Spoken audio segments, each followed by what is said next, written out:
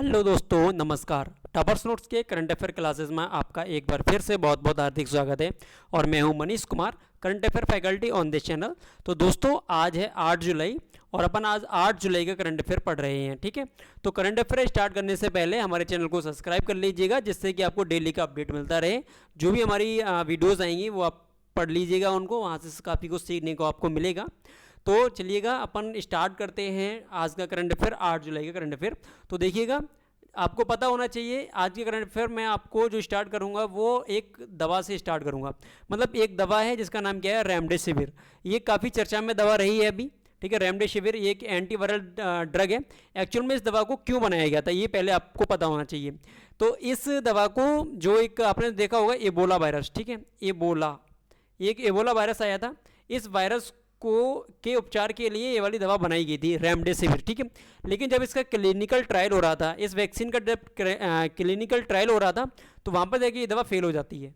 ठीक है, तो इसका क्लिनिकल ट्रायल नहीं हो पाया। लेकिन अभी हाल ही में क्या हुआ है, इस दवा को जो कोरोना वायरस के मरीज हैं उनके उपचार के लिए अनुमति दे दी गई है।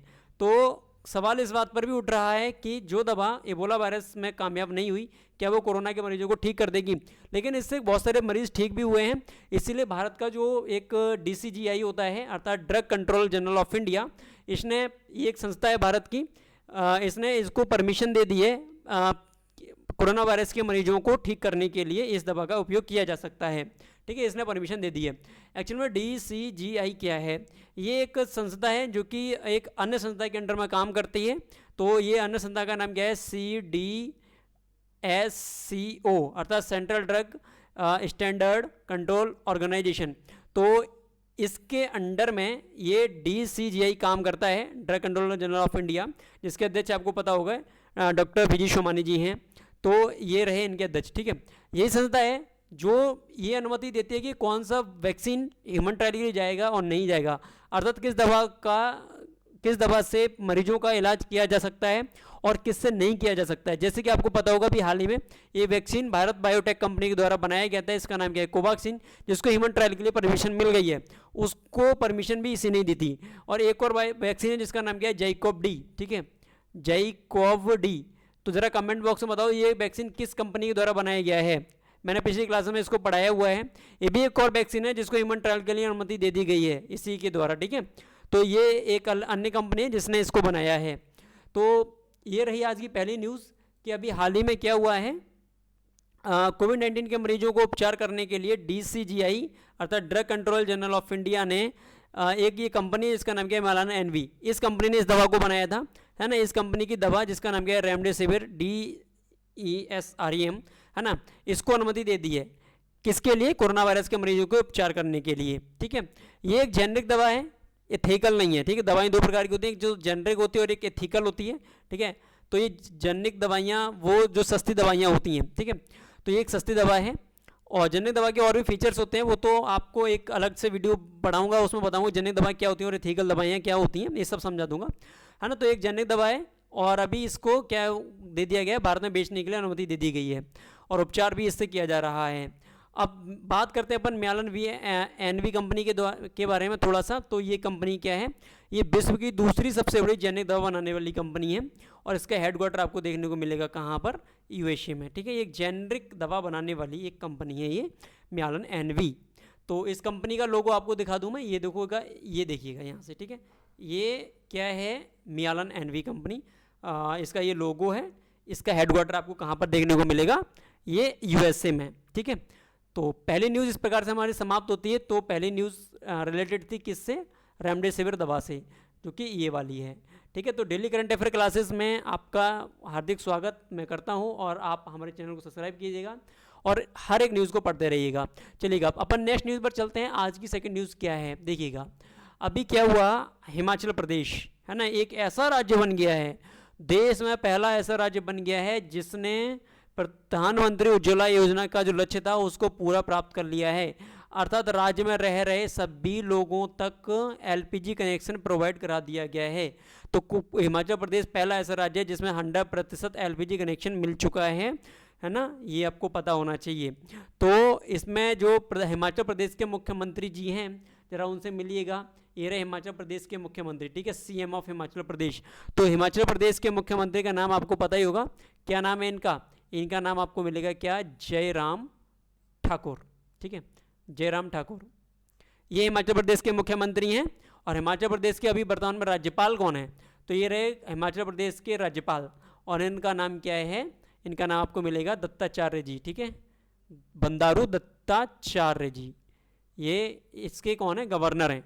तो वर्तमान में गवर्नर ऑफ एचपी ये रहे, और सीएम ऑफ एचपी ये रहे। अच्छा, प्रधानमंत्री उज्ज्वला योजना क्या है, इसके बारे में आप थोड़ी सी जानकारी ले लीजिएगा। एक्चुअली में प्रधानमंत्री उज्ज्वला योजना जो थी वो 1 मई, है ना, 1 मई 2016 को भारत देश के प्रधानमंत्री के द्वारा अर्थात नरेंद्र मोदी जी के द्वारा प्रारंभ कर दी गई थी। और इसने एक लक्ष्य रखा था कि पूरे देश में लगभग 50 मिलियन लोगों तक एलपीजी कनेक्शन प्रोवाइड कराना है, 50 मिलियन घरों तक एलपीजी कनेक्शन देना है सभी को, ठीक है।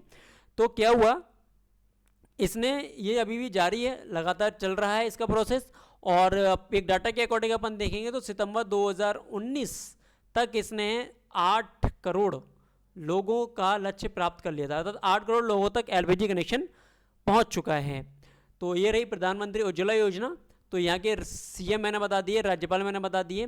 अच्छा, प्रधानमंत्री गृहिणी योजना, ये भी एक अन्य योजना है जो कि हिमाचल प्रदेश में चल रही है। एक्चुअल में ये जो लक्ष्य है ना, ये वाला लक्ष्य, इस लक्ष्य को प्राप्त करने के लिए जो प्रधानमंत्री उज्ज्वला योजना है उसके साथ साथ हिमाचल प्रदेश में एक अन्य योजना भी चल रही है, और इस योजना का नाम क्या है? हिमाचल गृहिणी सुविधा योजना। तो हिमाचल गृहिणी सुविधा योजना ने काफ़ी रोल निभाया। और इसमें भी क्या लक्ष्य रखा गया है? इसमें लक्ष्य ये रखा गया है कि जब से स्टार्ट की गई थी तो इसके 2 साल के अंदर अंदर, है ना, 2 साल के अंदर अंदर राज्य के सभी लोगों तक के लिए गैस कनेक्शन प्रोवाइड कराना है। तो इस योजना ने भी काफ़ी ज़्यादा मदद की थी, तो मतलब इस लक्ष्य को प्राप्त करने के लिए, है ना। और इसको कब प्रारंभ किया गया था? तो ये आपको पता होना चाहिए, मई 2018 में इसको प्रारंभ किया गया था हिमाचल प्रदेश गृहिणी सुविधा योजना को। तो ये दोनों न्यूज़ कंप्लीट होती हैं इस प्रकार से। क्वेश्चन आ सकता है कि अभी हाल ही में ऐसा कौन सा राज्य बना है जिसने 100% एलपीजी कनेक्शन के लक्ष्य को छू लिया है? वो है आपका हिमाचल प्रदेश। और ये हिमाचल प्रदेश भारत में कहाँ पर दिखता है वो भी आप देख लीजिएगा। ये हमारा भारत है, ठीक है, मैप दिख रहा होगा। इसमें ये वाला जो एरिया है, ये वाला, ठीक है, जम्मू कश्मीर से नीचे, ठीक है, यहाँ पर हिमाचल, आप यहाँ पर आपको हिमाचल प्रदेश, ये थोड़ा सा इधर, ठीक है, यहाँ पर आपको हिमाचल प्रदेश देखने को मिलेगा। चलिएगा, नेक्स्ट न्यूज़ पर अपन आते हैं। अभी देखिएगा, उड़ीसा सरकार किसानों के बारे में कुछ अच्छा सोच रही है लगातार। तो अभी इसने एक डिसीजन और लिया है। वो डिसीजन क्या है कि जो भूमिहीन किसान हैं, अर्थात जिन किसानों के पास ज़मीन नहीं है, तो उन किसानों के लिए क्या है, एक ऋण प्रदान करने वाली एक योजना लॉन्च कर दी है। और इस योजना का नाम क्या है? बलराम योजना, ठीक है। इस योजना के तहत किसानों को लोन दिया जाएगा, ऋण दिया जाएगा। उद्देश्य बस यही है कि भूमिहीन किसानों के लिए वित्तीय सहायता प्रदान की जाए। एक्चुअली में जो भूमिहीन किसान होते हैं वो अपना ना तो धंधा कर सकते हैं ना कुछ कर सकते, क्योंकि उनके पास ज़मीन नहीं है, और पैसे भी उनके पास होते नहीं, क्योंकि वो दूसरों की ज़मीन में खेती करते हैं और फिर उसी से अपना खर्चा चलाते हैं। तो इसलिए बलराम योजना चलाई गई है उड़ीसा सरकार के द्वारा। तो अब अपन देखेंगे, ये उड़ीसा है, आपको पता होना चाहिए उड़ीसा ये बंगाल की खाड़ी है। भारत में ये किधर दिखता है? तो यहाँ पर देखिएगा, ये हमारी बंगाल की खाड़ी, और ये रहा उड़ीसा, ठीक है, इस तरफ ये यहाँ पर उड़ीसा है। ये उड़ीसा का मैप पूरा जूम करके देखेंगे अपन तो यहाँ पर ये देखने को मिलेगा, ठीक है, ये उड़ीसा है। उड़ीसा का ये कंधमाल जिला है। कंधमाल में एक कंधमाल हल्दी बहुत ज़्यादा प्रसिद्ध है, जिसको भी जीआई टैग मिला हुआ है ना। ये उड़ीसा से संबंधित है, और इसकी राजधानी क्या है? भुवनेश्वर, ये यहाँ पर मिलेगी, ठीक है। उड़ीसा की राजधानी भुवनेश्वर है। और ये किसानों से संबंधित स्कीम है। तो यहाँ पर एक और स्कीम किसानों से संबंधित चल रही है, जिसका नाम क्या है? कालिया स्कीम, कालिया, ठीक है, ये KALIA, कालिया स्कीम। ये भी उड़ीसा सरकार के द्वारा चलाई गई है। तो क्या है कालिया स्कीम? इसके भी जान लेते हैं। कालिया का पहले पूरा नाम जान लो, कृषक assistance for livelihood and income augmentation scheme. ये कालिया स्कीम है जो कि उड़ीसा में चलाई गई है। तो कालिया स्कीम के बारे में आपको एक छोटी सी डिटेल बता दूं कि कालिया स्कीम को 2018 में प्रारंभ किया गया था उड़ीसा सरकार के द्वारा। और इसमें ये बोला गया था, जब ये प्रारंभ की गई थी तब ये बोला गया था कि राज्य में जितने भी भूमिहीन किसान हैं, मतलब जो गरीब किसान हैं, उनके लिए 10,000 रुपये तक का पैसा दिया जाएगा। मतलब उनको 10,000 रुपये ही दिए जाएंगे सीधे सीधे। यहाँ पर लोन वोन कुछ नहीं दिया जाता था, यहाँ पर 10,000 रुपये ही दिए जाते थे उनको, ठीक है, इस योजना के तहत। लेकिन बाद में आके सरकार ने इसको घटा भी दिया, 4,000 कर दिया। जैसे कि आपको पता होगा एक केंद्र सरकार की योजना चल रही है जिसका नाम क्या है, पीएम किसान। तो पीएम किसान योजना भी इसी तर्ज पे है, काली स्कीम की तर्ज पे। इसमें भी किसानों को फाइनेंशियल असिस्टेंट अर्थात पैसा दिया जाता है। तो मुझे कमेंट बॉक्स में रिप्लाई करके बताइएगा पीएम किसान योजना के तहत कितने रुपए दिए जाते हैं। ठीक है, मतलब पीएम किसान योजना के तहत कितने रुपए किसानों को दिए जा रहे हैं और इसको कब स्टार्ट किया गया था, ये दोनों बातें आप मुझे कमेंट बॉक्स में रिप्लाई कर दो। तो इस प्रकार से ये कालिया स्कीम के बारे में समाप्त हुआ और ये वाली न्यूज़ हमारी समाप्त होती है। चलते हैं अपने फोर्थ न्यूज़ पर। इस न्यूज़ के बारे में अपन देखेंगे अभी हाल ही में क्या हुआ है। एक सिलेक्शन से रिलेटेड ये न्यूज़ है। एक्चुअल में अभी एक नया संगठन यहाँ पर बना है, एक नई अथॉरिटी यहाँ पर बनी है जिसका नाम क्या है, IFSCA, international financial service centre authority. तो इसका गठन कब किया गया था, अभी अप्रैल माह में ही किया गया है, 2020 में ही, ज़्यादा टाइम नहीं हुआ है। तो इसका चेयरमैन किसको बनाया गया है, इसका चेयरमैन बनाया गया है इन जेती श्रीनिवास जी को। ये इसके चेयरमैन बने हैं अभी हाल ही में। ये कौन है, ये 1983 बैच के IAS रिटायर्ड ऑफिसर हैं, ये रिटायर्ड हो चुके हैं।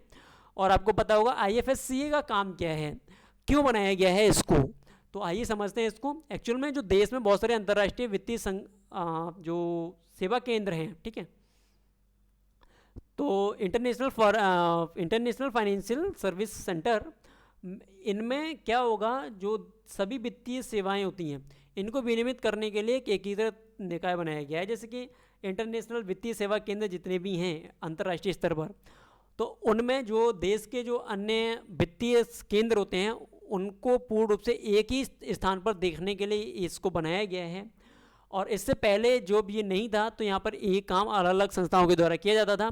तो कौन करता था, RBI, सेबी और इरडा, ये मिलकर इस काम को करते थे। ठीक है, तो ये रहे इंजेती श्रीवास्तव जी, इनके बारे में जान लीजिएगा। ये मिनिस्ट्री ऑफ फाइनेंस के द्वारा इनको नियुक्त किया गया है। ठीक है, ये जो संस्था है वो मिनिस्ट्री ऑफ फाइनेंस के अंडर में काम करती है। ये रही IFSCA, ठीक है, गवर्नमेंट ऑफ इंडिया अर्थात मिनिस्ट्री ऑफ फाइनेंस के अंडर में काम करती है। और इंजेती श्रीनिवास इसके फर्स्ट चेयरमैन बने हैं, ये फर्स्ट चेयरमैन ऑफ IFSCA हैं। ठीक है, इनके बारे में देख लीजिएगा। फिर अपन बात करते हैं कि जो अन्य संस्थाएं थी जो इनको काम इस जो अलग अलग रूप से काम कर रही थी वो कौन कौन सी थी। एक मैंने RBI का नाम बताया और एक security exchange board of India अर्थात सेबी का नाम बताया, जो कि यहाँ पर जितने भी सिक्योरिटी एक्सचेंज बोर्ड होते हैं अर्थात शेयर मार्केट वगैरह होता है वो सब इसको यही मैनेज करता है। और ये भारतीय बीमा नियामक और विकास प्राधिकरण अर्थात इरडा, अपन इसको शॉर्ट में बोलते हैं इरडा, IR, ये देखो यहाँ लिख देता हूँ IRDA, ठीक है, इरडा। तो ये एक संस्था है जो जितने भी यहाँ पर बीमा कंपनियाँ चल रही हैं वो सब इसी के अंडर में ही काम करती हैं। ठीक है, इरडा के अंडर में, जैसे कि LIC वगैरह है, LIC है ना, और भी कंपनियाँ हैं वो सब इसके अंडर में ही काम करती हैं। तो ये तीनों कंपनियाँ मिलके काम कर रही थी इस क्षेत्र में। फिर अपन नेक्स्ट न्यूज़ पर आते हैं, देखिएगा यहाँ से आइएगा, इस चीज़ को समझिए। ये जम्मू कश्मीर वाला मैप है, आपको दिख रहा होगा, ये यहाँ से ऐसा और ये ऐसा, ठीक है, ये जम्मू कश्मीर है। और ये जम्मू कश्मीर में अपन ये समझेंगे कि यहाँ से इधर अपन आएंगे ऐसे करके, ठीक है, इस तरफ एरिया में। तो ये वाला जो एरिया है ना, ये जो एरिया है इसको अपन बोलते हैं POK, और ये जो लाइन खींची गई है इसको अपन बोलते हैं LAC, ठीक है, LOC, ये LOC, ठीक है, LAC नहीं LOC। और इधर ये चीन है और इसका जो मैं एरिया खींचूंगा ऐसे करके ऐसे, ठीक है, इधर। तो ये वाला जो क्षेत्र है इसको अपन बोलते हैं, देखो थोड़ा सा और भी इधर जाएंगे अपन, इधर, ठीक है, इसको इरेज कर देते हैं।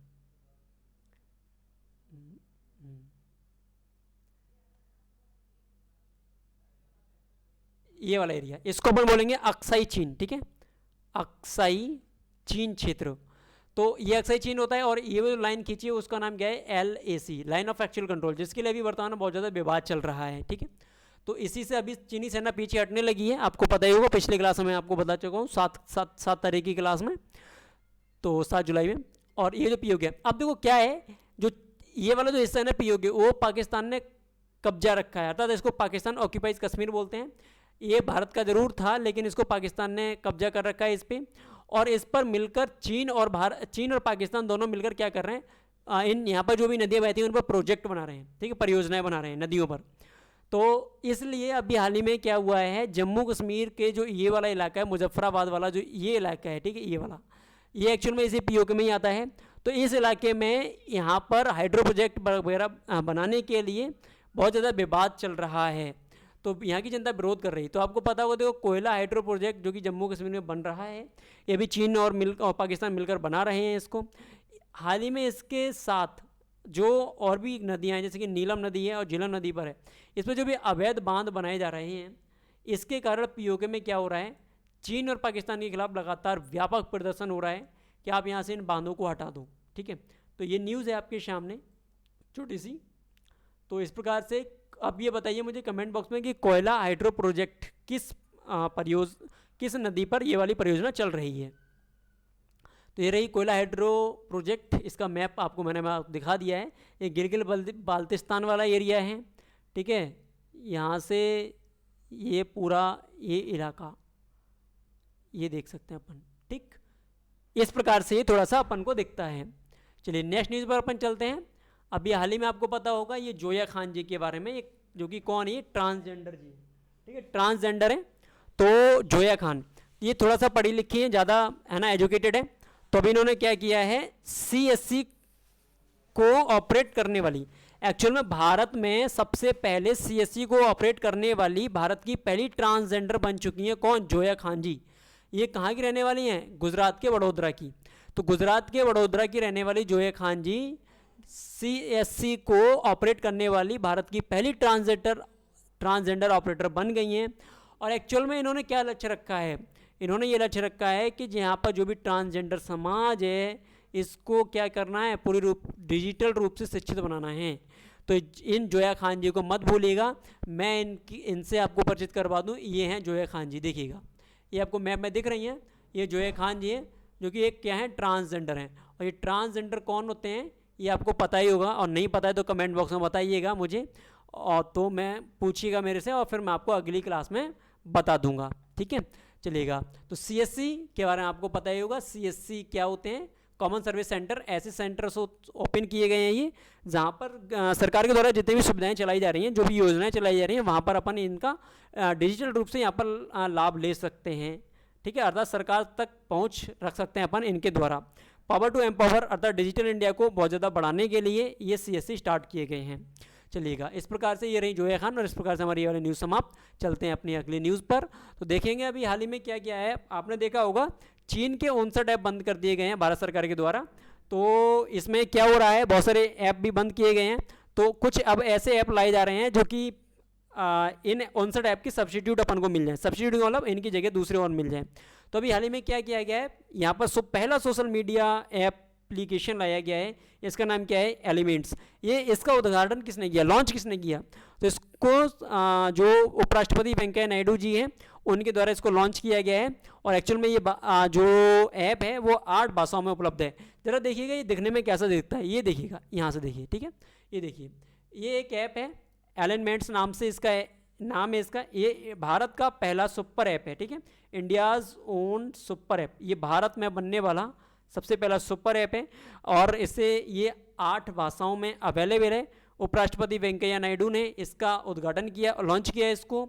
और अपन ये देखेंगे इससे क्या क्या हो सकता है, जैसे कि वीडियो कॉल है जो कि व्हाट्सएप में अपन करते थे, है ना, ऑडियो कॉल है ये भी हो सकती है, प्राइवेट चैटिंग या फिर ग्रुपिंग चैटिंग भी की जा सकती है। ये सब सुविधाएं इसमें अवेलेबल हैं, तो मत भूलिएगा इस ऐप को। चलिएगा, फिर अपन नेक्स्ट न्यूज़ पर चलेंगे। तो आज की अगली न्यूज़ है कि एक रिपोर्ट अभी हाल ही में आई थी, जिसका इस रिपोर्ट का नाम क्या है, ग्लोबल ई वेस्ट मॉनिटर 2020। ठीक है, ये एक न्यूज़ है, ये इस शीर्षक वाली एक रिपोर्ट जारी की गई है। और कमेंट बॉक्स में मुझे रिप्लाई करके बताओ कि ये वाली जो रिपोर्ट है वो किस संस्था के द्वारा रिलीज़ की गई है। तो इसमें क्या बताया गया है कि जो ई कचरा होता है, ई कचरा, अब ये ई कचरा क्या होता है, ज़रा मैप से देखिएगा, ये देखिएगा, ये दिख रहा है ना आपको, ये वाला एरिया। ठीक है, ये ई कचरा है, मतलब इलेक्ट्रॉनिक कचरा है, ई वेस्ट है।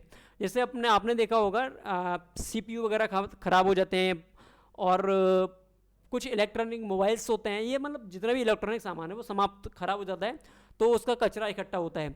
तो ये बहुत सारी विषैली गैसेज, मतलब एक पॉइजनस गैसेज वातावरण में छोड़ते हैं।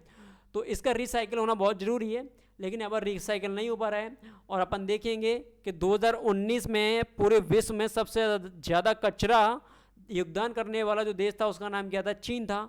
अर्थात चीन इसमें पहले नंबर पर आता है। और फिर भारत की स्थिति की बात करें तो भारत का स्थान कितना रहा है इसमें, 3rd रहा है। अर्थात ई कचरा उत्पादन में भारत का स्थान 3रा रहा है पूरे विश्व में। और अपन ये देखेंगे कि कुल उत्पादन जितना भी भारत में हो रहा है उसका केवल 17.4% ही रिसाइकिल हो पा रहा है। मान लीजिएगा अगर 100 kg ई कचरा यहाँ पर जनरेट हुआ तो उसमें से 17.4 kg ही क्या होगा, उसका रिसाइकिल हो पाएगा। और रिसाइकिल का मतलब ये होता है कि पुनः उसको उपयोग के हेतु बनाया जा सकता है। तो रिसाइकिल होना बहुत ज़रूरी है, ई वेस्ट को रिसाइकिल करना ज़रूरी है। ठीक है, चलिएगा नेक्स्ट न्यूज़ पर अपन आते हैं। अभी देखिएगा जो एक आपने संस्था सुनी ही है अभी जिसके बारे में डिस्कस कर रहा था मैं, नीति आयोग। ठीक है, तो नीति आयोग जिसकी स्थापना कब की गई थी, 1 जनवरी 2015 से। ठीक है, प्रधानमंत्री नरेंद्र मोदी के द्वारा। इससे पहले ये योजना आयोग के नाम से जाना जाता था। तो ये नीति आयोग जो है इसने अभी जून 2026 में, ठीक है ना, 26 जून 2020 को एक अभियान स्टार्ट किया। और इस अभियान का नाम क्या है, सुरक्षित दादा दादी नाना नानी। ये एक अभियान स्टार्ट किया गया था नीति आयोग के द्वारा। और इसमें इसका उद्देश्य क्या था, वरिष्ठ जो नागरिक होते हैं, अर्थात देखो इसको यहाँ से देखिएगा, यहाँ से समझिए, ये यहाँ से, ठीक है, ये है कैंपेन। तो सुरक्षित दादा दादी नाना नानी अभियान, अपने साथ बच्चों का ध्यान। ठीक है, ये लॉन्च किया है किसने, नीति आयोग ने 26 जून 2020 को। तो इसमें क्या किया गया है, अभी हाल ही में इसको चलाने के लिए जो झारखंड का रांची प्रशासन है, ठीक है, जहाँ रांची का जो जिला प्रशासन है उसने इसको क्या किया है, इस अभियान की शुरुआत कर दी है। और इसका उद्देश्य क्या है, वरिष्ठ नागरिकों की आवश्यकताओं को पूरा करना, अर्थात उनके लिए जो आवश्यक चीज़ें होती हैं वो उनको प्रोवाइड कराना, अर्थात उनका पूर्ण रूप से ख्याल रखना, ये सब उसके उद्देश्य हैं। और इसको 5, ये मतलब जो ये पहल चल रही है वो 5 हेल्पलाइन नंबर के माध्यम से चलाई जा रही है। ये झारखंड में स्टार्टिंग की जा चुकी है इस पहल की। तो ये झारखंड आपको देखने को मिल रहा है, ये झारखंड है और झारखंड की राजधानी आपको मिलेगी वो क्या है, रांची।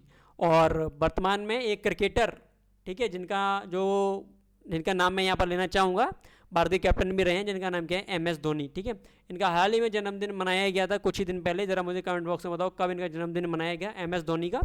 वो झारखंड के रांची से ही संबंधित है। ठीक है, रांची के ही रहने वाले हैं वो। ठीक है, चलिएगा इस प्रकार से हमारी अब आज की जो लास्ट न्यूज़ है उस पर अपन आते हैं, इसको देखेंगे। एक छोटी सी न्यूज़ है, आपको जानकारी बनी रहनी चाहिए इससे संबंधित भी कि जो CBSE बोर्ड है ना, इसने क्या किया है, कोविड-19 के कारण बहुत सारे जो इसका सिलेबस है, जो 9वीं से लेके 12वीं तक का जो सिलेबस है उसको कम कर दिया है। और कितना प्रतिशत कम किया है, 30% तक उसको कम कर दिया गया है CBSE के द्वारा। कुछ जो ऐसे चैप्टर जैसे कि नागरिकता वाला चैप्टर है ना, कुछ या संप्रभुता वाला चैप्टर है, कुछ ऐसे चैप्टर को यहाँ से समाप्त करके कुछ आवश्यक तत्वों को ही इसमें रखा गया है, जिससे कोर्स अच्छा से अच्छा बन जाए। कोर्स को कम से कम किया गया है CBSE के द्वारा। और CBSE एक्चुअल में ये जो हमारा केंद्रीय मानव संसाधन विकास मंत्रालय है उसी के अंडर में काम करता भी है, आपको पता ही होगा। और ये निर्णय भी जो लिया गया है वो केंद्रीय मानव संसाधन विकास मंत्रालय के द्वारा ही लिया गया है। और कि वर्तमान में जो मतलब इसकी सिफारिशों के आधार पर लिया गया है। और वर्तमान में जो केंद्रीय मानव संसाधन विकास मंत्री हैं उनका नाम क्या है, रमेश पोखरियाल जी। इन्होंने पाठ्यक्रम के मूल संदर्भ को बनाए रखते हुए पाठ्यक्रम को तर्कसंगत बनाने का फैसला किया था। मतलब इन्होंने बोला था कि एक अच्छा पाठ्यक्रम बनना चाहिए। ठीक है, तो ये रही एक आज की लास्ट न्यूज़। तो हमारे चैनल को सब्सक्राइब कीजिएगा और इस न्यूज़ का ज़रूर अच्छे से ध्यान रखिएगा। सुरक्षित दादा दादी नाना नानी अभियान, है ना, बाकी की सभी न्यूज़ आपको अच्छे से समझनी है। तो आज की इस क्लास में इतना ही काफ़ी है दोस्तों। हमारे चैनल को सब्सक्राइब कीजिए, लाइक कीजिए, शेयर कीजिए और उन स्टूडेंट तक भी पहुंचाइए जिनको इनकी वास्तव में ज़रूरत है। आज की न्यूज़ में इतना ही काफ़ी। कल 9 जुलाई अपन 9 जुलाई का करंट अफेयर पढ़ेंगे।